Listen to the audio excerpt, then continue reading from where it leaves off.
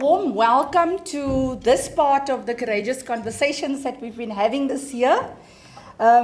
Just allow me to extend a warm PE welcome to you, because I feel that I have, let's say, a dual connection or double connection with the place. Not only do I have this role that I have at UWC, but I hail from here, and this is a place where Mr. Thorne is sitting here somewhere. He's Afrikaans teacher at Galvin High. So there are many in the room that have very special places in my heart, and that's why it makes it not just the kind of thing when you go to a place and you don't really know who this alumni are and what they want to say to you, but this is a different kind of place, and I'm very happy to be here. I would like to welcome you, all of you, and especially our panelists. I'm going to ask the panelists very shortly to move to the front. We've got some black chairs here. There's no significance in the color, I've been told. I would like to introduce them, and maybe just before they come to the podium, I would like to explain to you in just a minute or two how this came about. I joined UWC on the 1st of April of 2015, and it wasn't an April Fool's joke, that I can assure you. And it was really a baptism of fire, because some of you might recall that 2015 was for us in our education a tough year. And Rakiet, you remember that it was the year. So in a sense, for us as a new leadership team at UWC, it was literally and figuratively a baptism by fire. We had some buildings burnt, and we were talking earlier about the significance of not only violence with Prof. Thomas, violence, but what is the significance of burning things? But that's not why we are here tonight. And so unfolded as part of my portfolio at UWC, I'm Deputy Vice-Chancellor Academic, and I'm in a very fortunate position where we have 7 faculties at UWC. I chose not to do the formal marketing kind of presentation to you tonight, because I want to explain to you what we are about. So the 7 faculties at UWC report into me through the deans, and then we also have within my portfolio academic planning, the Directorate of Teaching and Learning. We used to have lifelong learning, which is now integrated into Directorate of Teaching and Learning. We have e-learning, or what they now call themselves, the Center of Emerging, CIECT, I always get it wrong. Innovative and Emerging Communication Technologies, that's what they're called. We also have within my portfolio community engagement, which is very close to my heart. And we have a very strange one, but I'm very glad to have them within my fold in a sense, and that's IT. And why am I saying that? Or information communication services, it's a separate department that feeds into my line. So we embarked on a quite extensive consultation process in 2015. Because my ideas, and Prof. Elmarie Kutzer from NMU is sitting there. She's also an alumnus of UWC. She did a doctorate at UWC.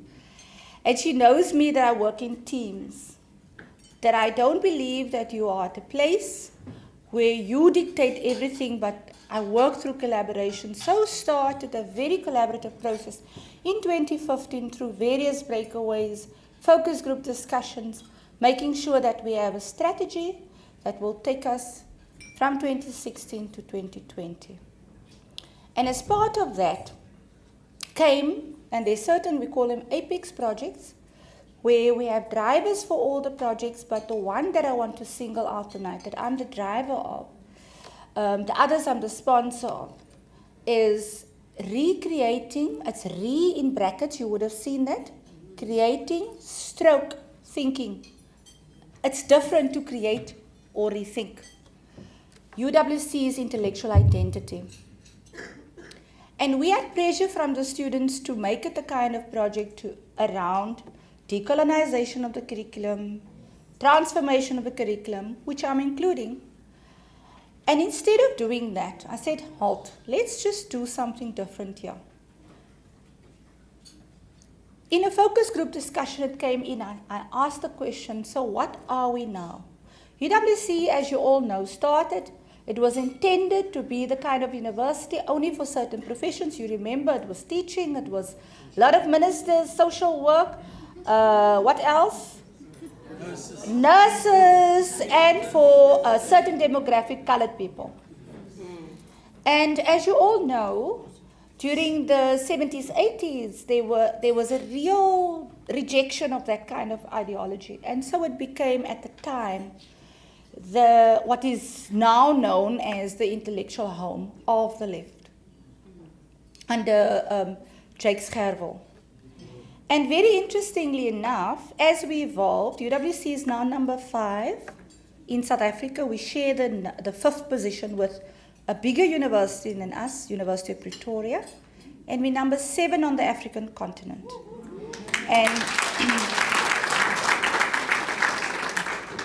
And so appeared a research-intensive university, and I'm one of the people that will fight tooth and nail that it does not only become a science-led university. And it's wonderful that we were never intended to be excelling in the natural sciences, but it cannot be at the expense of the humanities. And so we were lucky in 2016 to be afforded the very first National Research Foundation, or the DST, not the chair, we have about 14 Saatchi chairs, but a chair which is different, which is around critical thought.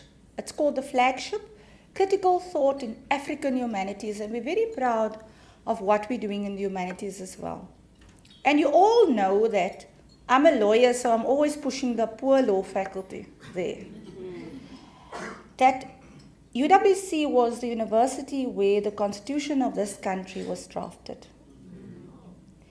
And it's quite a steep thing. It's a hill to climb when you have that kind of heritage. So instead of jumping into talks about decolonization and doing all the theories, and I joked with Andre tonight, I said to him, are we going to hear epistemology? And I said, let's keep it in a kind of sense that you can use it once. Let's keep it so that we can have a real conversation. That's why you're sitting at these tables. And so my thinking was, let's rather speak about and have real, and that's why I'm putting the word courageous conversations before the word conversations. Let's have those conversations. And we started by having the conversations with our students and our staff, our academic and professional support staff, in May of this year. And we created a cafe where I only served coffee, nothing else like what you are enjoying tonight, and will be enjoying later. And it was a small space where people could sign up and really have the hard conversations. So how do we do this? During these conversations, there are a few ground rules. Not so much pertinent probably to you tonight, this kind of audience, but I always explain to our students that when we're in this space, that when the panelists, for example, come up, they don't need to defend their positions. They present their own positions. And I explained that to the panel as well. So you will hear their personal position. So what we examined during the Courageous Conversations are two things. We asked the question, and this is the question, that's why you have pen and paper there, it's not to look nice. There's, everyone who knows Vivienne Lawack will know there's never a free lunch or a free dinner. You're going to work tonight and then later we'll party. So it's around the first question, and you can write this down, and that's what the panelists will be talking about. What is the historical intellectual identity of UWC? And what about that historical identity do we garner, and I'm using this word, garner, into the future? And secondly, if you have any thoughts about what the future identity should be, then you share those. And that was the brief to the panelists. When we had the focus group discussion, very interestingly enough, we've made such strides. research-intensive university. I'm very glad before our previous minister was sacked, I got some nice money from him to get, not sacked, he was let go, Blade in Zamania. I got some nice money from Blade to do very interesting things. So there are exciting things happening at UWC. And when we wanted to pin down, so what is our current intellectual identity? We came up with the term that we're basically bipolar at the moment. We don't know who we are at the moment. And so I said, then let's rather not try and determine who we are, but let's dig into our history and find out from our history. And that's why we have the part in our crest which speaks to respice, prospice. And that's what we're doing. We look backwards in order to look ahead, forward. And that's what we're doing tonight. Not just to reminisce, because the 80s, they are so strong, they are going to overpower you here tonight, I'm telling you. We're calling the 80s the middle group. They don't like to be aged, like pinpointed to. And we're calling the 70s, 60s sort of the more mature group. And then we have the younger or emerging group, Clearly we're 90s, 2000s, okay. And that's the way we put this. And I thought, but we can't be having this conversation just with staff and students, insular thinking on the campus, within a cafe that we created that could only take 24 people at a time. So we had multiple sessions. And I said, but I want to take this to the alumni. And that's why you're here. And that's why you're going to work tonight, for your food and for the lovely music that Tururu will bring us later. We are going to ask the panelists, and you have them in the program, Mr. Myron Leonard, Professor Cornelius Thomas, Dr. Glynis Pieterse, Dr. Andre Keet, and Ms. Kailile Hlekani Faltyn. She comes from the 90s. I'm very happy that it's the 90s. They will introduce themselves. My brief to them was very strict. They have between 5 and 7 minutes. They're not going to exceed that. I had the dubious honor of trying to get Professor Brian Pikaji to speak less than 7 minutes in Cape Town. It didn't work. So I've asked the panelists that we would like to spread it as much as possible. They will give, please, people their own input. And therefore, they don't need to defend their input. So when we go and I discuss with Sam, shortly after that, I know that dinner will be served, but you will have time at your tables to discuss that. So that when we have the Q&A, I would actually like it to be comments.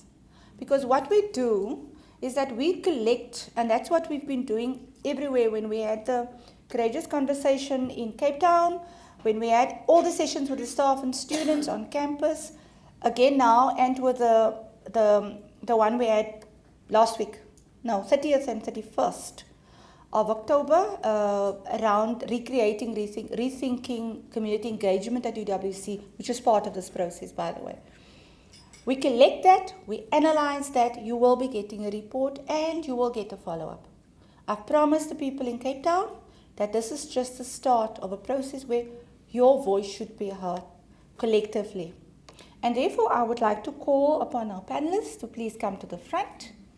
And I would like all of you to engage tonight, but to also enjoy yourselves.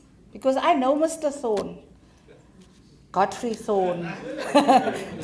I never got the opportunity to call him that at school. They all my Mr. and my Meneer and so on. So I know him, he would like to talk about the back in the day and so on, so we need to have space for that as well. Because you don't have necessarily all that time to engage with each other as alumni. So with those too many words, you're not going to hear so much from me anymore. I'm just going to facilitate the process. Can the 5 panelists please come to the podium? Actually, you are welcome to sit over here. And if you want to speak from here, you come in. You can even bring your glass of wine if you feel more comfortable. You can do that. They must just indicate, I know that they don't like the order, and Andre has already told me that he wants to speak last. So therefore, I'm going to actually ask Dr. Glynis Pieterse to start off. Okay, dankie. Baie dankie Vivienne dat jy vir my nou al seat set. I'm going to time, okay? I already said I'll take 4 minutes and then others can take some of my time. I think I will go a bit circular. I want to start with where we are now and go a little bit into where we were. At the moment, I think UWC has successfully transformed itself into what we knew. I'm an 80s child. As an ethnic apartheid institution. Now the history of the university and my own personal history is the same. Born in the same year, and my personal development is the development of the university. So we've come to a point where we actually can say that UWC is counted among the best universities in Africa, in South Africa if not international. But in this atmosphere of ever-changing social and economic climate, not only UWC, but all universities have to rethink and recreate their identity as we as people also constantly adapt to a changing environment. But I think when you as a person change, and whether a university change is more or less the same, you should not let go of your core values. Hey. Now, the core values of UWC has always been social justice. We come from a history of a struggle against all forms of discrimination, oppression, where who we are community. That a university should not be a place where we just provide people with qualifications and they leave. But we should create a student with a social conscience that know that I came here by privilege, because it's only 2% of the population of South Africa will ever get access to a university. So I was in a privileged position and I should use my privilege for the betterment of society. That should always remain our core values and not to enrich ourselves. The UWC was what Nelson Mandela said, where the child of the factory worker, where the child of the domestic worker and the farm worker can have a taste of equality, where we can break down the shackles of poverty and change our personal circumstances, the circumstances of our families, and also the circumstances of our community. And in this rethinking, that is the point that we should never stray from. So there is very little sense in pursuing a line of a curriculum where we want to put people on the moon or travel to other planets, but we cannot deal with the human issues of unemployment, where we have 13 million South African people that's unemployed, where we sit with severe poverty, where we really struggle as a nation. So in whatever way we rethink our personal identity and the identity of the university should always be that we are one.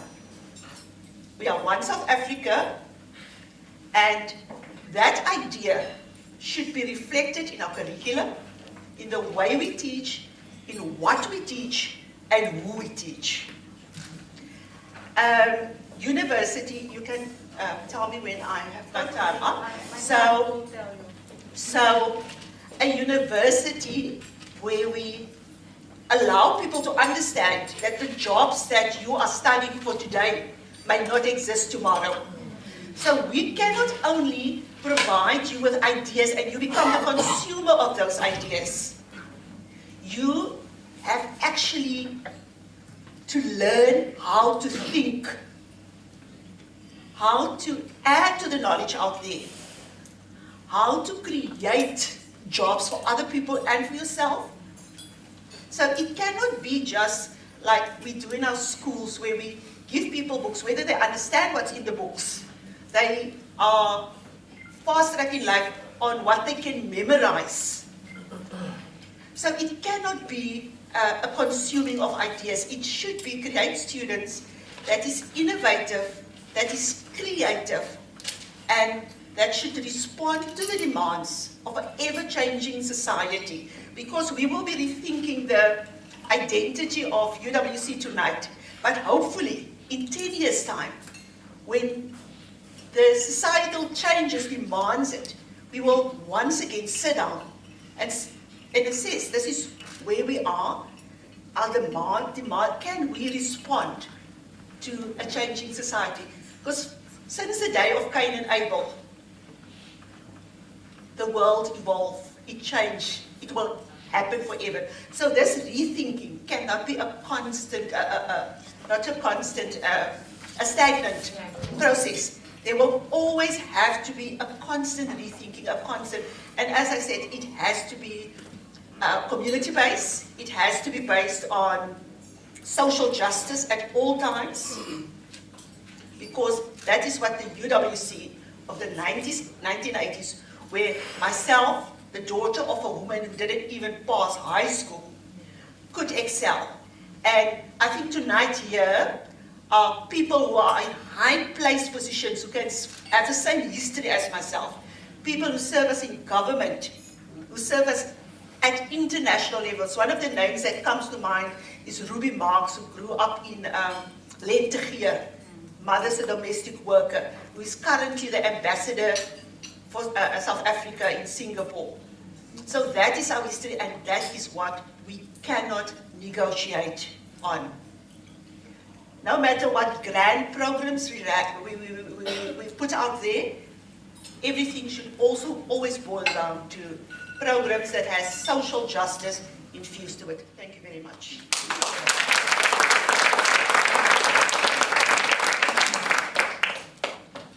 Mr. Myron Leggett. Good evening, everyone. I think, for myself, it would best serve us to start from where I am. I'm from Myron Leonard. I started at UWC in 1977. That's 40 years ago. And I think one needs to have a sense. I do not want to become too sentimental, but I'm from Port Shepstone. That's where I grew up. And the sense that UWC had then, even in small little coastal towns on the south coast of Natal, created a sense that there was somewhere that one would have a sense that you could develop. At the time of our growing up, it was much different, and I do not want to give a history lesson. But within that, UWC played a very, very vital role. In that, traveling around, and from all of us that came there, and traveling around from the country, and even today, it created a sense of understanding and a deeper understanding of just beyond what we knew. For many, and as Glynis has indicated, they did not enjoy that privilege. They did not enjoy that privilege, and therefore, their understanding of the South African reality is probably not as deep as those of us who had that opportunity. And we should not forget that. And so going forward, now that we are in this open democracy, we should be asking ourselves, how do we retain a sense of that? Now, the life at UWC, and I must say this, much of our development did not come about from what we learned in the classrooms. It came with those interactions from different places, and those interactions and understandings of these concepts that we were learning about and stuff, and how we were relating that to our situation back home. And how then we would develop a sense of what would be this new identity that we suddenly now had to grapple with. And you know what, 18 years old, that's not the kind of thing that you'd be wanting to do. But that is the reality that we were forced in. Our children don't think about that anymore.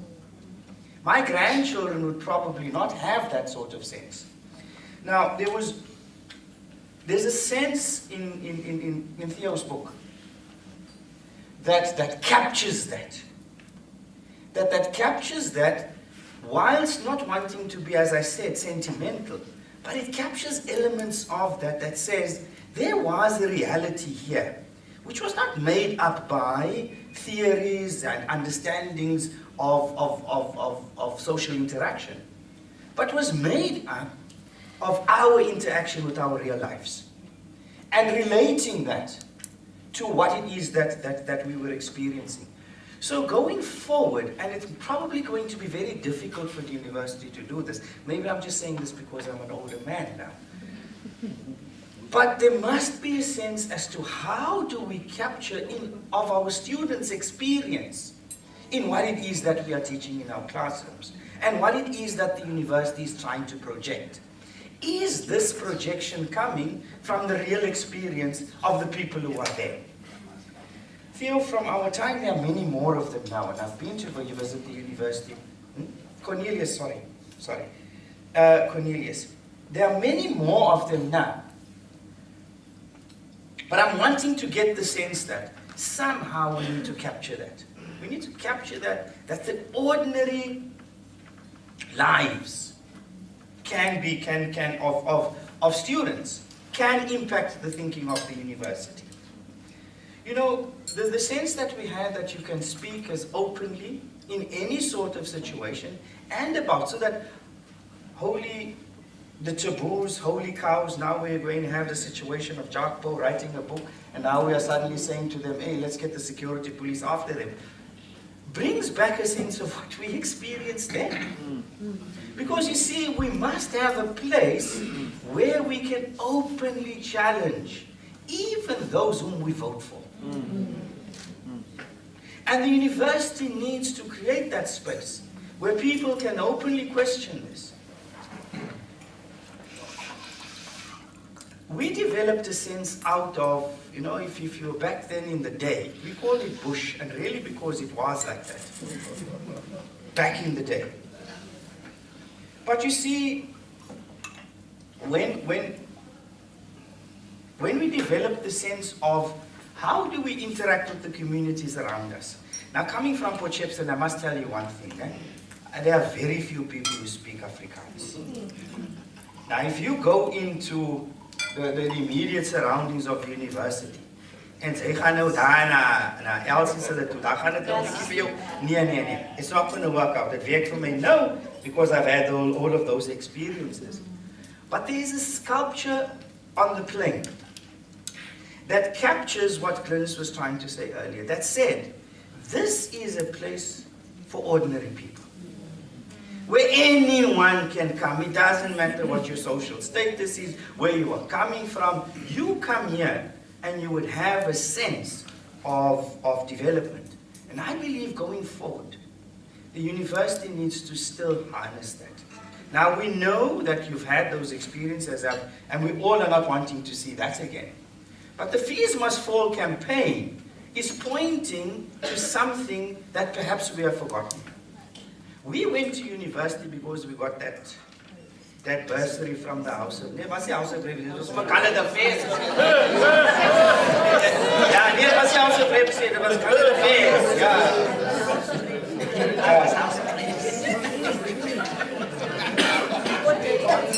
Yeah. We are now fighting under what oppression? But the point is, unless there is not an deliberate attempt or effort to address this, the university will become marginalized to the poor. They won't get access. And those of us who came from those environments, that those who are still in that will not be like us.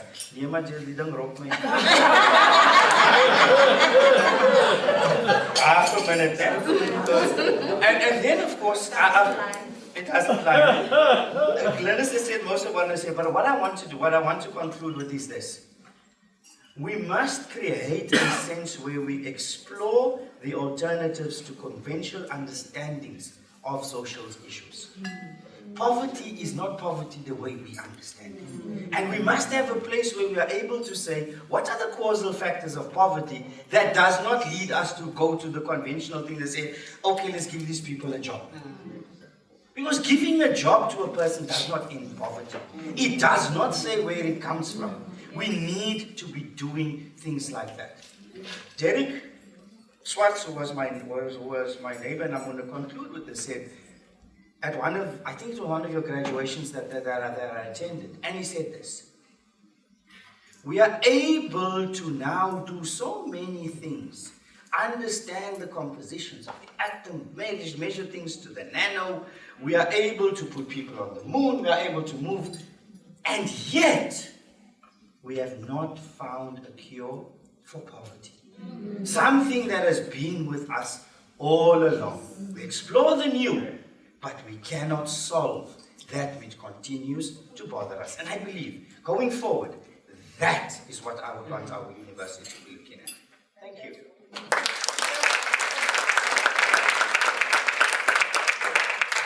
The next one is Tledewe. Thank you. You said my name very well. I'm very impressed. You have your 7 minutes. Mr. Leonard didn't rob you of your My minutes. Okay, got your 7 minutes. Okay, thank you. Greetings to everybody who's here. I feel so honored to be sitting around these well-learned people, and age-wise, obviously, you can see that I'm from the 90s. And I know that we can learn from you guys, and I think I like the fact that the university is actually, kind of like making us blend in. You know, the new generation and the old generation. So, as I'm sitting here, you know, the memories are flocking in terms of my experience at UWC. And I'm sure that if I have any, some of my colleagues that are sitting here from the 90s, they can remember. We didn't have a very nice experience at University of the Western Cape, especially if you're looking at safety and security. Now, if you're talking about safety and security and you still are supposed to pass at the university level, it's two different things. Because in my own opinion, you cannot have a student who's going to perform and they feel unsafe. I remember at UWC it was difficult to take a shower because there would be a guy peeping in, checking you out, and there were instances where when you're sleeping at night, if you mistakenly just left your door open and you went to the bathroom to get water or whatever the case is, and then when you walk in, obviously you're not going to look under the bed or in the wardrobe or anything. You're going to switch off the light, put the chain on, and lock yourself in. Meanwhile, there's a stranger in your room. Those things happened. Now, I know the university tried their best to actually make sure that we were safe. And I believe that if we want learning to take place, students need to feel safe in their own space. Now, during my experience at UWC and staying at the residence, I was staying at Colin Williams then, we were faced with so many challenges, and I've mentioned just a few now. The incidents of rape, break-ins, robbery, you name it. But mostly, these crimes were committed by visitors, people that were visiting us on campus.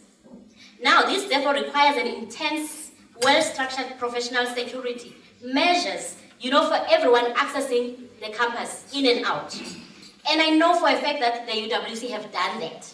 They tried. That's why I'm saying the people that did that were the people that were visiting us. Might be a boyfriend of some other student, or, you know, a family friend, or, anyone who walks in our campus. But with that, if the university can continue and even strengthen the safety and security even more, I will only just mention, maybe from those who don't know me, maybe you'll be thinking, why is this important to her? You know, because we are about teaching. To me, a person is a person when these kind of little things needs to be taken care of so that they can fully function. Now my second point, is actually embracing what we have discovered at UWC. I'm coming from King Williamstown. So when I went to UWC, obviously I was, I grew up in a small town. And obviously it was Xhosa speaking people that was, in my town. And I went to UWC And there was a lot of people. There was colors, there was Indian, there was white, there was a lot of people. But that was a nice experience because I learned to learn, actually it was a very exciting exposure to learn different cultures, you know, the understanding of someone else's culture. And I would like the university to keep on embracing that. Why am I saying that? You know, if we start to embrace our differences, we are instilling the culture of diversity in our graduates. We're going to have graduates who are going to be tolerant, who are going to be able to work with anyone, anywhere, internationally and nationally. We have our foreign friends that are coming, flocking our country. We need to be very vigilant to that. We cannot overlook that.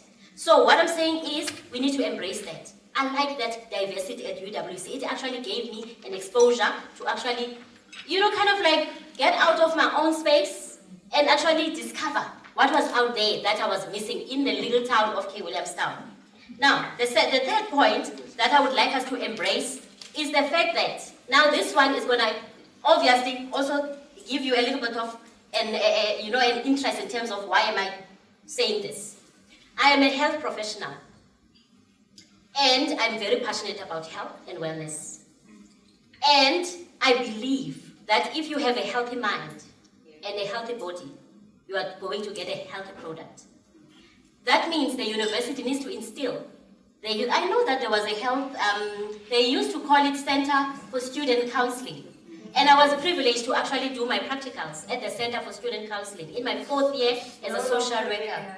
It's no longer there, yes. Now they have, I believe, the healthcare facility, state of an art that I saw, which is brilliant, with a lot of professionals, nurses, doctors who are looking after the graduates. You know, as they are studying, they actually have an opportunity to go and be assessed. Because my belief is that you cannot be plowing and planting rotten potatoes of graduates that are going to go out and not even work 10 years because they're so ill. They can't even be regarded as pensioners in future. So the university needs to make sure that they look after their own, which is the new recruits. I see now that the university has a state-of-the-art healthcare center, as I've mentioned, which focuses on so many dimensions to wellness. And it gives a bold tick into my heart as a person who is currently directly involved with students that are studying towards social work degree at Nelson Mandela University and the University of South Africa. Which means, with my experience directly with the students, I have managed to actually see the challenges they are faced with, which influences their academic performance. I become a mother sometimes from students because they share a lot of those challenges. Now, we have to ensure that we equip these young citizens with coping mechanisms and provide information when they are faced with life-threatening challenges. We cannot be responsible. We cannot be responsible as an institution to produce graduates that will never see past 10 years after graduation due to lifestyle diseases and health challenges. Something we could have prevented. Now, if you're looking at the going forward now, my time is up. 1 minute, now I'll be done. Just 3 points now. I am saying, going forward, we need a university that is going to actually create an excellent curriculum that is feeding in and responding to the current trends, you know, in the job market through specialized skills, through our graduates, which will be highly recommended and highly qualified for the job market. We need to strengthen marketing our institution, using our technological advances and reach international spheres where young people are. We need to market it. We need to consider few courses that people can do at a distance. For example, I would have loved to do my postgraduate studies with UWC, but unfortunately, I don't want to go back to Cape Town because I'm rooted here now in the Eastern Cape. So let's consider that. We can start small with a few courses and then we do that as a distance learning. And I think it's about time, graduates, as you are sitting here. I'm not talking only to the young ones, I'm talking to everybody who's sitting here. It's about time that we as UWC students and ex-students, we need to actually engage in rural and farming development, through outreach programs. You know, through my experience, I've seen people that are living in those areas who are so isolated from the information. And we have time. We do have resources. We can just volunteer that and actually educate these people that are sitting there and make sure that the opportunities that we got, they actually are receiving.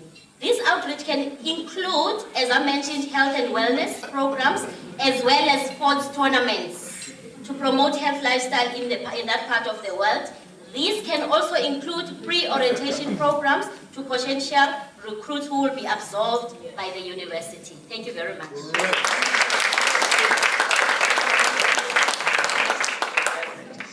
Thank you very much. From Cornelius Thomas. And not COA, because we're renaming people here. I'm sorry. No, I'll do that too, if it's anyone's Apologize. I did, when I brought it to you, Cornelius, I do not know why. I'm Cornelius Thomas. I am from the late early group or early middle group, 1975 to 1978.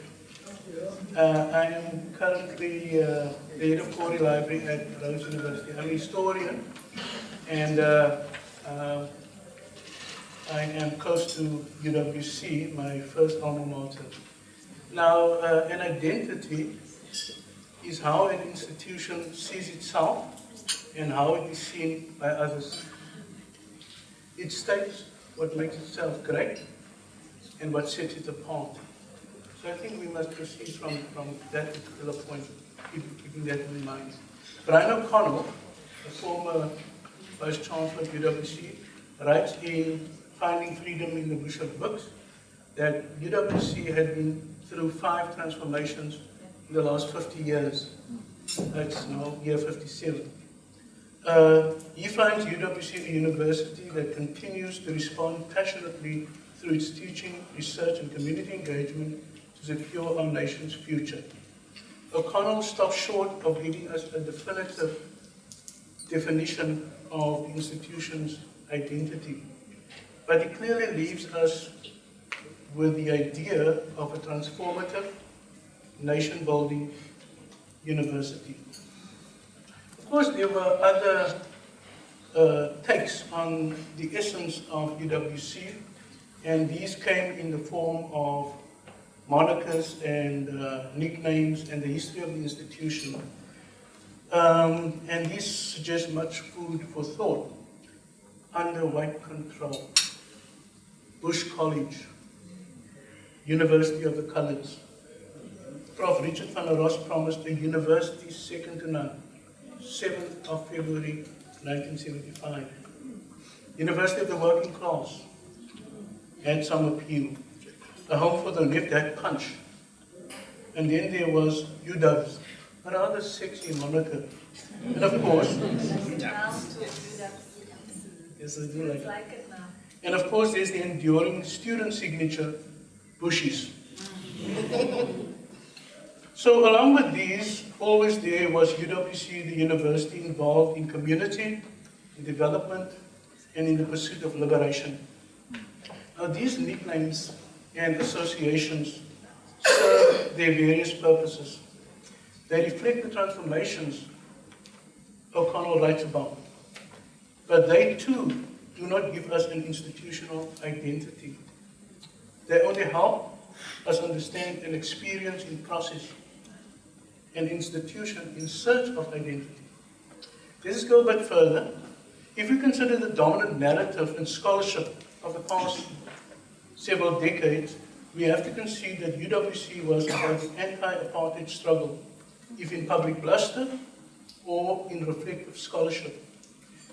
But if that is all there is about UWC, then we can use that knowledge only as therapy. As somebody said, for us, we also did make this contribution and so on. But I should now like to highlight a clear case of university identity. Indulge me, because I have other alma maters also. The University of Notre Dame prides itself as a Catholic university. That is its identity. It is Catholic not only because the French Catholic priest founded it in 1842. It is also Catholic because the sons of Irish immigrants swarmed to it and gave it its nickname, the Fighting Irish. It is also Catholic because it addressed social justice issues, its students fighting the Ku Klux Klan, for instance. It digs deeper into medieval times and indeed to St. Peter to find the essence of its Catholicism. It recruits students from Eastern Europe and Latin America to enhance its Catholicism. It sends students into the world. It has produced and continues to churn out in its medieval institute a massive body of literature on Catholicism and on itself. It has a Catholic identity that is consistent, universal, expansive, and accommodating. So that gives us an idea. Now apparently, we do have a transformative nation-building university with an emphasis on community, development, and liberation. These socio-political intellectual pursuits will no doubt continue, especially in a South Africa in which there is a new oppressor, new apartheid laws, a South Africa in which new racism has awakened the old racism. Is UWC consistent, or does it sometimes turn a blind eye? Now, Jake Scherbo, one of my favorite lecturers at UWC, saw UWC as the home for the left. That identity worked in the 1980s struggle context, but UWC seems a much larger and more diverse institution and more eclectic now. In its quest for knowledge, UWC could attempt a universalist reach with its course offerings, not a narrowly Africanist or anti-colonial one, as is the expectation and the tendency in South Africa today. So I ask, will the 1,000 schools of thought contend at UWC, or will some voices be drowned? UWC could dig deeper into history. There is no point in knowing only the anti-apartheid and the anti-colonial narrative. What of before? Because everything comes from before. Going a little broader, students and their performance, their productions, and behavior, their activism, will no doubt be a constituent part of UWC's identity. One of our first activists, Desmond Demas, writes in Finding Freedom in the Bush of Books about the power of dignified protest. Can UWC appropriate the appellation of dignified protest or not? Now, there is a history of social, political praxis and intellectual inquiry at UWC, and a body of literature about itself. These essentials and basics can help UWC define its identity. So from where I sit, UWC already has all the right things in place, in which case, of course, it might have an identity. But what is also clear to me is that whatever that identity is, it still has to be defined and asserted. And that is the challenge before us. So, let us look at history, consistency, scholarly production, and activism, and perhaps craft UWC's identity from those basics and essences. Thank you.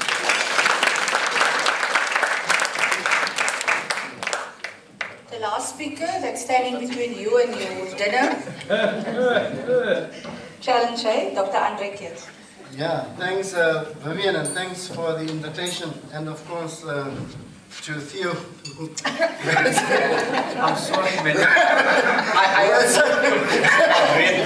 I bought your books. I don't know why. I think yeah, you must write your name properly in your books. Actually signed it.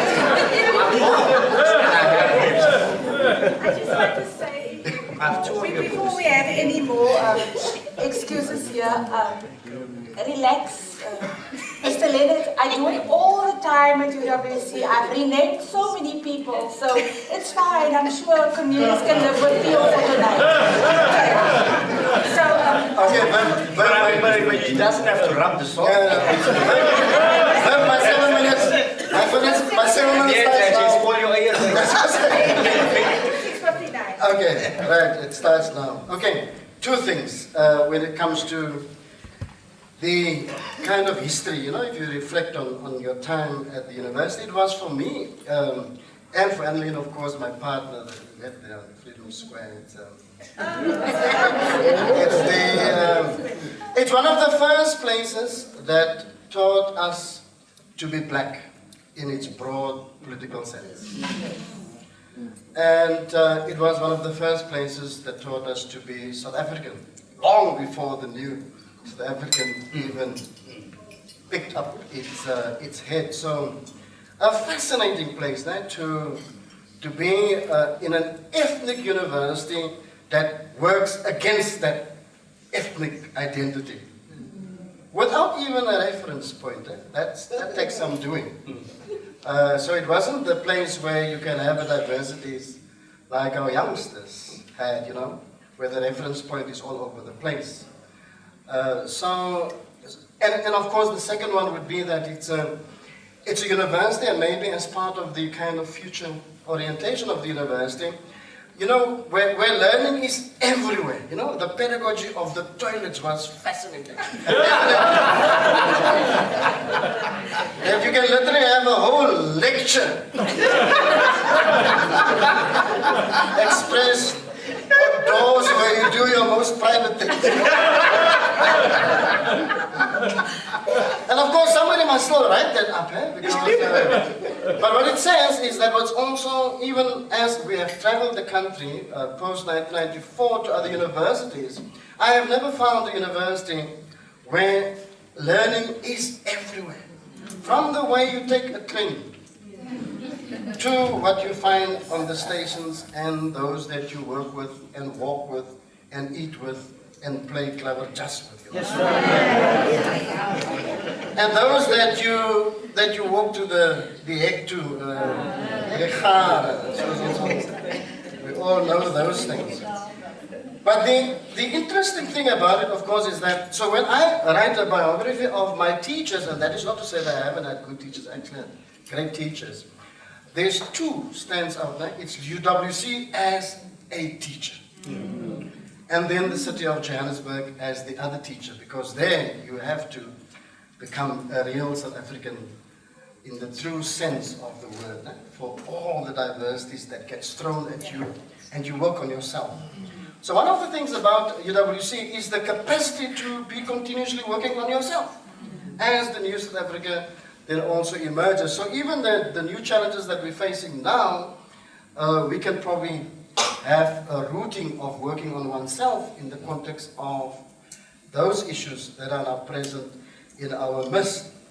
So if you want to then maintain the university that teaches you to be black, and not in the sense of a racial identity, but in a sense of an orientation towards our continent and to our country, then of course it must be the university of the real. So I actually have a little bit of a challenge with regard to a university of the past and a university of the future. But I would actually think that the best place to start is the university of the now. Because the one thing about the university of the now, it doesn't have the nostalgia of the past to drag with it. And it doesn't have the idea of a future that is yet to come. And it can simply respond to the challenges that all the colleagues have spoken about now. So future orientations are seldom useful And the reality that's presented at our campuses and at UWC at the present moment is that should shape the identity of the university, even if it is a second revolution in a different sense with regard to the causes that few put on the table.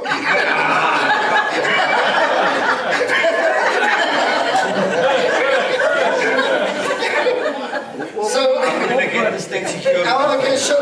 Yes, but I didn't write a book, man. When you can get the state security, check on me. So the issue of social freedom has been part of our makings in that place, and it stays with you.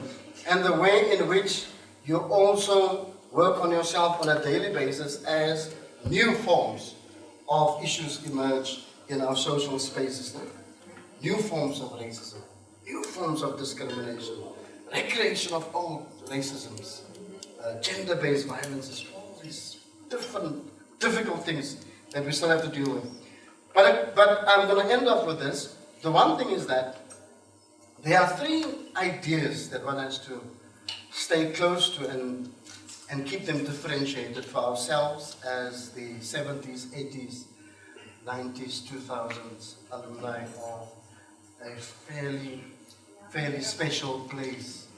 And it has to converse with the University of Fort Hare as well, because it has, in a sense, it has different sets of histories that are also united in so many different kinds of forms. And the becoming black of UWC is not divorced from being black at the University of Fort Hare. So those kinds of connections we will have to cherish, and we will have to advance through our historical work. The one is that, you see, if nostalgia is seldom useful, because it recreates a past and embellishes it and adds things that actually did not exist. Okay? That's the first thing. The second one is that melancholy is the idea of mourning something, but you are the main actor in that loss. So you're mourning your own loss. It's a depression. It is. But there's a word, that comes, and a meaning that comes with mourning something that is still with you. Okay? Because remember, if you lose somebody very close to you, the mourning never stops. You work through that mourning because that person's idea, and ghost is that thing that whispers in your ear all the time. Now, when we speak about social justice in the current context, it's actually the ghost of UWC that we are calling to speak to us in a constant way. So when we then reflect on the identity of UWC as a figure of the past, it must only serve to work towards a social justice present. Thank you.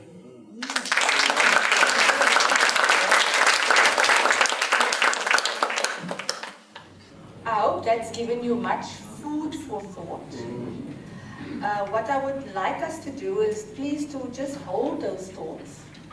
Let's have our dinner, and then we'll have the comment session. If there's anything that you are so worried, before you forget about Theo on the stage,